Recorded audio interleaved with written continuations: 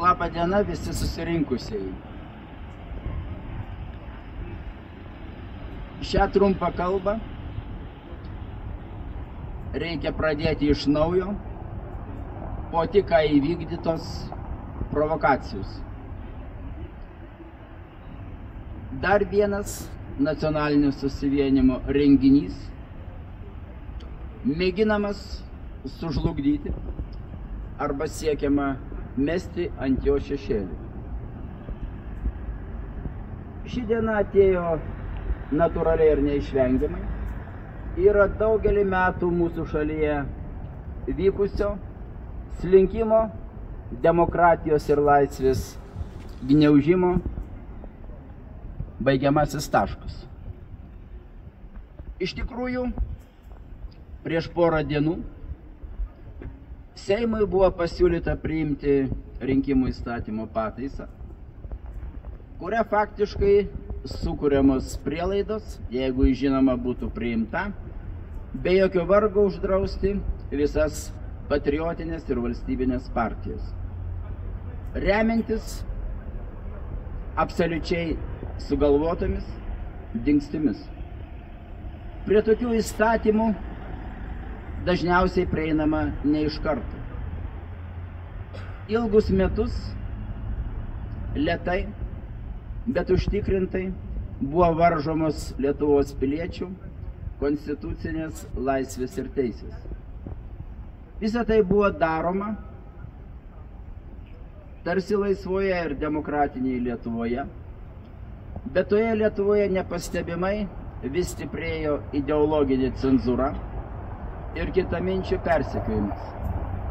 Taip, tai nebuvo tremtis į Sibirą ar šaudymai, bet diktatūra labai dažnai ateina nepastebimai ir daugybė žmonių tiesiog šito nepajunta. Nors represijos iš pirmo žvilgsnio švelnios, jos griovė daugelio žmonių gyvenimus ir likimus. Niekas šiandien neįvertins moralinių ir psichologinių patirtų kančių, prarasto darbo, socialinio statuso, galiausiai atstumtojo vaidmens visuomenė. Nes ši visuomenė, kaip ir anais laikais, yra įbauginta ir žmonės, kurie išdrįsta pareikšti savo nuomonę, iš esmės atsiduria tokioje pat padėtyje, kokioje būdavo sovietmečio laikų disidentai. Susikūrus nacionaliniam susivienimui, nuosekliai ir metodiškai mūsų partija taip pat pradėta gniaužti. Viskas prasidėjo nuo palyginti švelnios ir nepastebimios informacinės blokados. Daugybė partijų, kurias sudarė rėksniai ir marginalai, buvo noriai reklamuojamos šalies žiniasklaidoje, bent jau parodant ir afišuojant jų skandalingus ir tautos laisvės reikalą kompromituojančius veiksmus. Tačiau nacionalinis susivienimas buvo sąmoningai nutylimas, nesuprasta, kad tai partija, kuri vienintelė gali pakeisti Lietuvos ateitį. Tai štai šiandien jūs matote ne tik šūkius, bet ir portretų žmonių, kurie yra gyvas įrodymas, kad tos represijos nėra perkaitusios vaizduotės pramonė. Tie žmonės iš tiesų egzistuoja, jie yra šalia mūsų. Ir labai svarbu, kad tai pamatę mūsų piliečiai suprastų, kad jeigu tu šitų žmonių nepalaikysi, neparemsi, tik laiko klausimas, kada išmuš ir tavo eilė. Pats atsidursi panašioje padėtyje. Nacionalinis susivienimas taip pat, ypač šitos rinkimų kampanijos akivaizdoje, yra atvirai represuojamas. Štai jūs visi matote plakatą, kuriame pavaizduota graži lietuvė mergaitė migrantų apsaptuje. Vis dėlto šito plakato nebuvo leista kabinti viešose vietose. Tiesiog tai daranti įmonė paprasčiausiai išsigando. O iš tikrųjų šitas plakatas nepasako nieko naujo. Seniai žinoma tiesa, kad jeigu šalyje gausėja svetimšalių, kurie negerbė tavo tautos ir kultūros, anksčiau ir vėliau jie ima dominuoti ir diktuoti savo sąlygas. Daugybė žmonių šiandien taip pat susiduria su raginimu kalbėti rusiškai, tai yra žmonių kalba.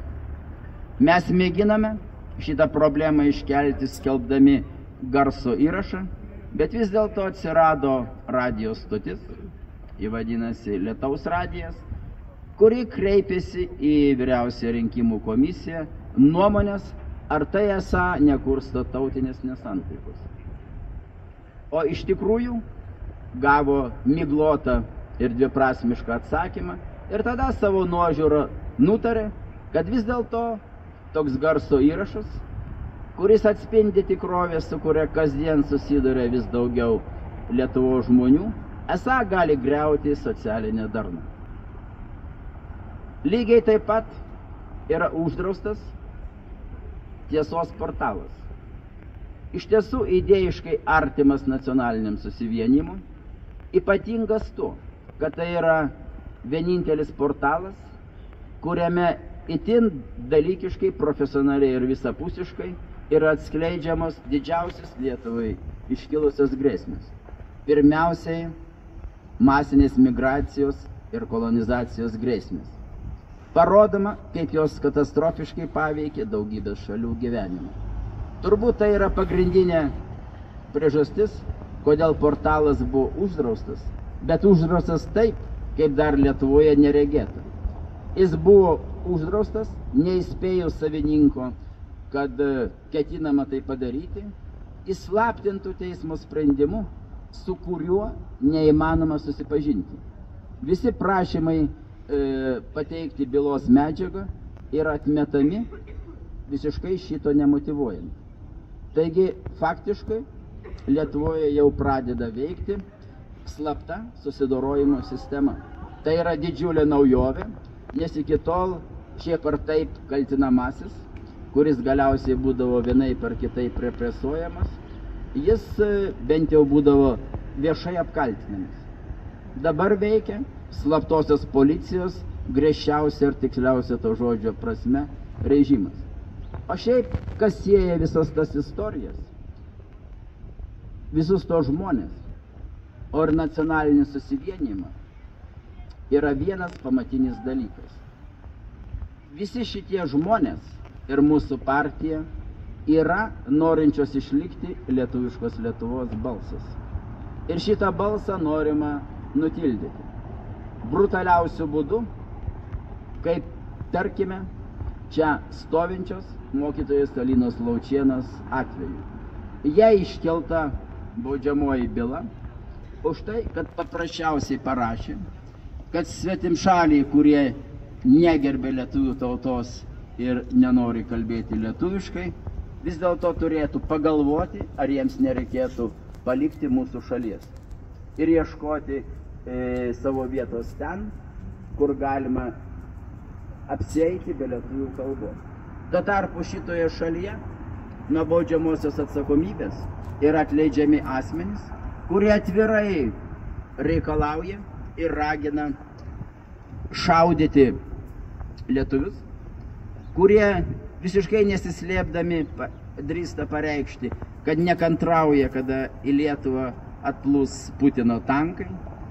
Lietuvos temidė tokiems nusikaltimams yra iš tiesų akla. Be abejo, tai rodo fundamentalią Lietuvos vidaus politikos kryptį. Šito kryptis yra tokia: visomis išgalėmis slopinti lietuvybę Lietuvoje. Valdantiesiems lietuviška Lietuva nereikalinga ir jie nori vadinamosios globalios Lietuvos. O mums nelieka nieko kito, kaip tik tvirtai stovėti ir tęsti savo kovą. Ir mes šitą kovą laimėsime. O šiandien paprasčiausiai turime parodyti tautai, kad paskutinis kantrybės lašas iš tiesų įkrito į lietuvybės kančių taurę. Taigi, būkime tvirti.